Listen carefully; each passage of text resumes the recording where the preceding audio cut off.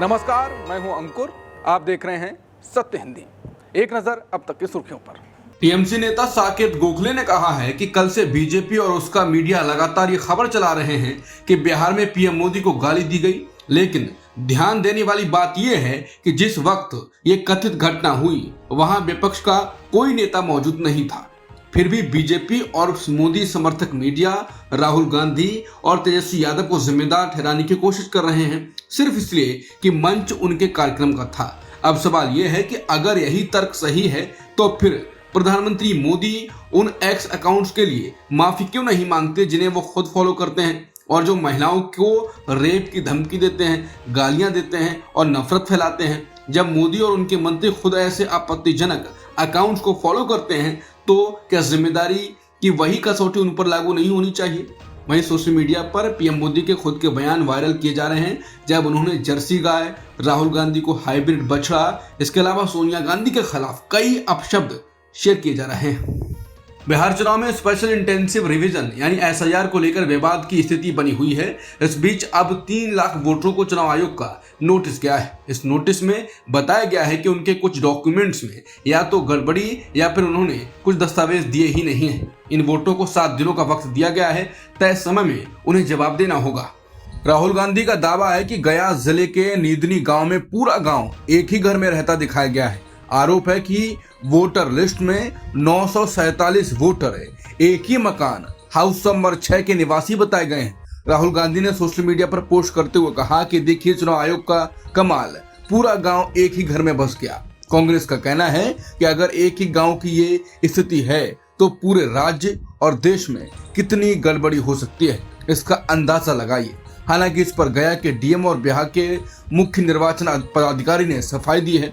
उनका कहना है कि गांव और झुग्गी बस्तियों में घरों के असली नंबर नहीं होते, इसलिए नेशनल हाउस नंबर दिया जाता है ताकि वोटर लिस्ट बनाना आसान हो।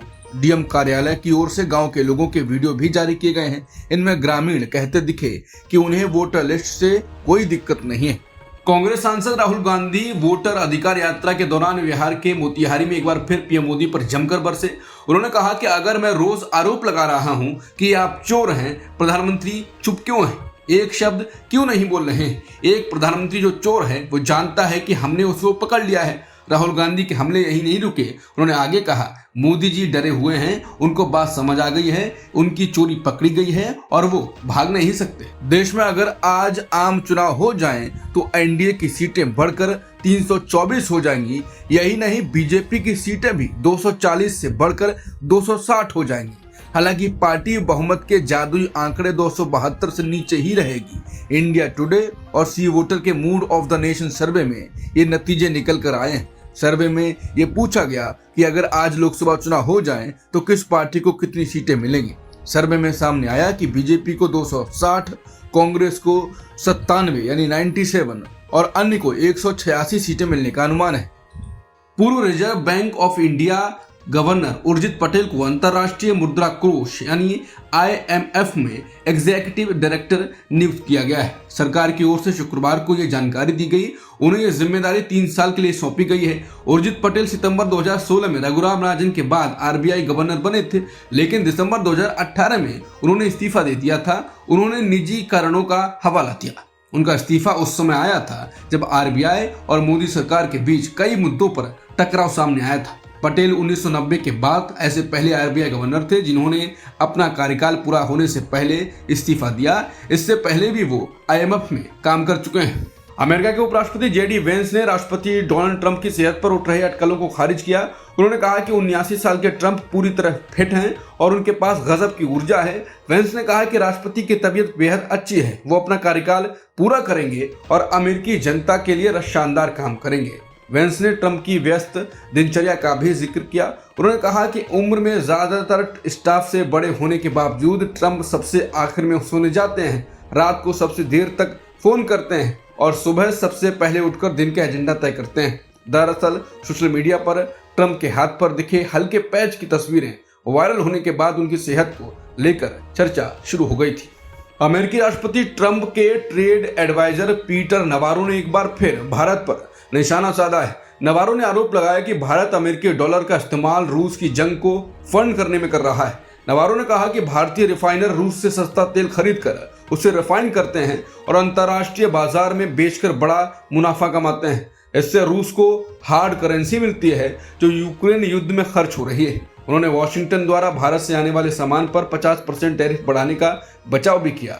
नवारो के मुताबिक रूस यूक्रेन युद्ध से पहले भारत की तेल आयात में रूस का हिस्सा 1% से भी कम था, लेकिन आज ये 30% से ज्यादा यानी रोजाना 1.5 मिलियन बैरल तक पहुंच गया है।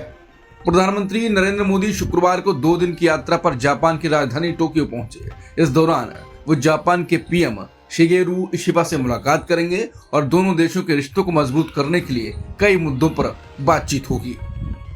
भारत अमेरिका ट्रेड डील पर बातचीत अब फिलहाल अटकी हुई है।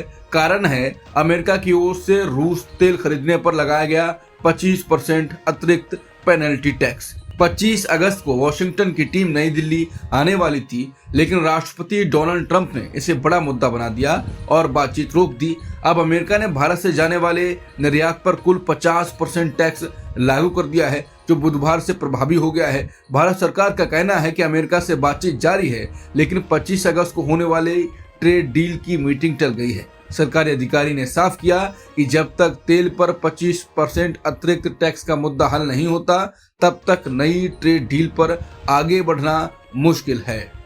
आरएसएस प्रमुख मोहन भागवत ने भाजपा अध्यक्ष के चयन में आरएसएस की भूमिका पर बोलते हुए बड़ा बयान दिया।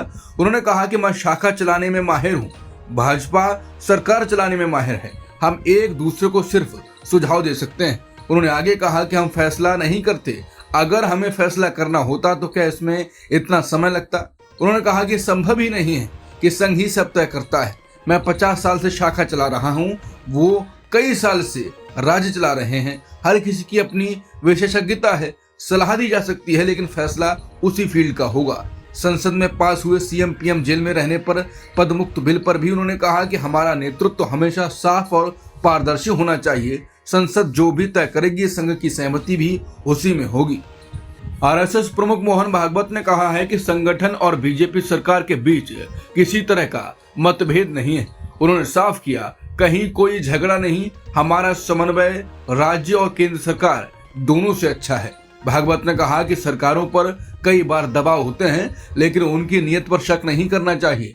उन्होंने ब्रिटिश शासन की बनाई व्यवस्था का जिक्र करते हुए कहा कि अब उसमें सुधार और नए प्रयोग करने की जरूरत है। कुल मिलाकर आरएसएस और सरकार के रिश्तों में दरार की अटकलों को भागवत ने खारिज किया। दिल्ली में अपने 3 दिवसीय व्याख्यानमाला के आखिरी दिन आरएसएस प्रमुख मोहन भागवत ने कहा कि काशी और मथुरा भी हिंदुओं को मिलनी चाहिए। उन्होंने साफ किया कि संघ खुद किसी आंदोलन में नहीं जाएगा, लेकिन संगठन के स्वयंसेवक चाहे तो जुड़ सकते हैं।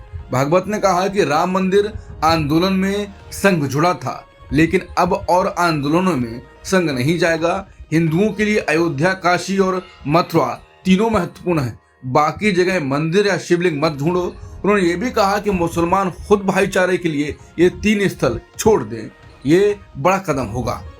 सुप्रीम कोर्ट के नए जज के रूप में जस्टिस विपुल मनुभाई पंचोली और जस्टिस आलोक आराधे शुक्रवार को शपथ लेंगे, लेकिन शपथ से पहले ही जस्टिस बीवी नागरत्ना, जो सुप्रीम कोर्ट की एकमात्र महिला जज हैं, उन्होंने उनके प्रमोशन पर सवाल उठाए हैं। उन्होंने पूछा है कि जस्टिस पंचोली को 2023 में गुजरात से पटना हाईकोर्ट क्यों ट्रांसफर किया गया, क्यों कुछ वरिष्ठ वकील तत्कालीन सीजेआई डीवाई चंद्रचूड़ और जस्टिस एमआर शाह से मिलने भागे थे ताकि तुरंत ट्रांसफर हो। जस्टिस विक्रमनाथ ने जस्टिस पंचोली को क्यों फटकारा था, और सबसे अहम, जस्टिस जेबी पारदीवाला की राय उनके प्रमोशन पर क्यों नहीं दी गई। यानी शपथ से पहले ही ये मामला सुप्रीम कोर्ट के अंदर मतभेद और पारदर्शिता पर सवाल खड़े कर रहा है। बता दें, जस्टिस विपुल पंचोली गुजरात के अहमदाबाद के मूल निवासी हैं। 1991 में गुजरात हाईकोर्ट में उन्होंने वकालत शुरू की और 2006 तक गुजरात सरकार के वकील रहे। 2014 में वो एडिशनल जज और 2016 में परमानेंट हाईकोर्ट जज बने। 2023 में उनका पटना हाईकोर्ट ट्रांसफर हुआ और जुलाई में वो चीफ जस्टिस बने। अब 2 महीने के भीतर ही उनकी सुप्रीम कोर्ट जज के रूप में नियुक्ति की सिफारिश हो गई है। वरिष्ठ वकील प्रशांत भूषण ने खुलकर जस्टिस नागरत्ना की तारीफ की। उन्होंने कहा है कि जस्टिस नागरत्ना ने सुप्रीम कोर्ट में 57वें जज की नियुक्ति पर अपनी जोरदार असहमति जताकर दिखा दिया कि असली न्यायिक स्वतंत्रता, हिम्मत और ईमानदारी किसे कहते हैं। ये वही नियुक्ति है जिस पर कई तरह के सवाल और विवाद पहले से ही मंडरा रहे थे। अब तक की खबरों में इतना ही। बाकी खबरों के लिए बने रहिए सत्यहिंदी.com के साथ।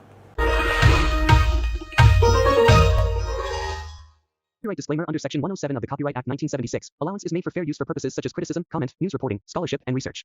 Fair use is a use permitted by copyright statute that might otherwise be infringing.